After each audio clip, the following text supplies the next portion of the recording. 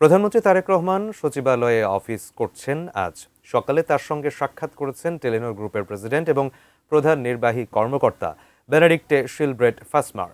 এছাড়া আরও কয়েকটি সাক্ষাৎ অনুষ্ঠান রয়েছে তার। এই বিষয়ে বিস্তারিত জানতে আমরা সরাসরি যুক্ত হচ্ছি সচিবালয়ে। সেখানে রয়েছেন সহকর্মী আমিনুল ইসলাম।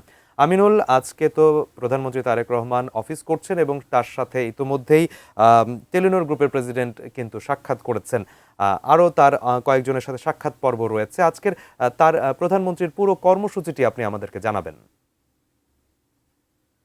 আজকে যথারীতি সকাল থেকে সচিবালয়ে অফিস করছেন। সকাল 9:15টার পরে তিনি সচিবালয়ে আসেন এবং তারপরেই তিনি সেখানে প্রথম সাক্ষাৎ অনুষ্ঠিত হয় তার সাথে টেলিনর গ্রুপের প্রেসিডেন্ট এবং সিইও যিনি রয়েছেন বেনেডিক্টে শিলব্রেট ফাসমার। তিনি বাংলাদেশের প্রধানমন্ত্রী তারেক রহমানের সাথে সাক্ষাৎ করেন। আমরা জানি যে টেলিনর বাংলাদেশের টেলিকম সেক্টরে যারা ইনভেস্টর তার মধ্যে অন্যতম।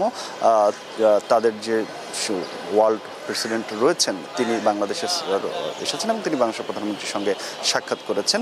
স্বাভাবিকভাবে এই সাক্ষাতে টেলিকম সেক্টরের পারস্পরিক বিনিয়োগ সে বিষয় নিয়ে আলোচনা হয়েছে বলে আমরা ধারণা করছি এবং এই বিষয়ে আরও বিস্তারিত আরও জানা যাবে। এবং এরপরেই বাংলাদেশের যে এনজিও বিষয়ক ব্যুরো রয়েছে, এনজিও বিষয়ক ব্যুরোর পক্ষ থেকে তাদের একটি সারসংক্ষেপ প্রধানমন্ত্রীর কাছে উপস্থাপন করা হয়েছে এবং তাদের সাক্ষাৎ অনুষ্ঠিত হয়েছে প্রধানমন্ত্রীর সঙ্গে। তারা এনজিও বিষয়ক বাংলাদেশের যে কার্যক্রম সে বিষয়ে তাকে আপডেট জানিয়েছেন। এছাড়া আরও বেশ কিছু কর্মসূচি রয়েছে প্রধানমন্ত্রী আজকে সচিবালয়ে। তিনি পররাষ্ট্রমন্ত্রী এবং উপদেষ্টা এই দুজন আজকে সাক্ষাৎ করবেন প্রধানমন্ত্রীর সঙ্গে। স্বাভাবিকভাবেই বৈশ্বিক বিষয় নিয়ে তারা প্রধানমন্ত্রীকে অবহিত করবেন এবং তার কাছ থেকে দিক নির্দেশনা নেবেন।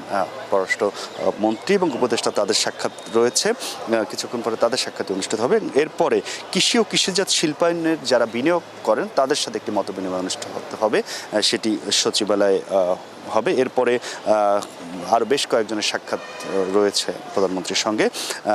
আজকে সেনাপ্রধান তিনিও প্রধানমন্ত্রীর সঙ্গে সাক্ষাৎ করবেন। বিকেলে তার সাক্ষাতের সূচি নির্ধারণ রয়েছে।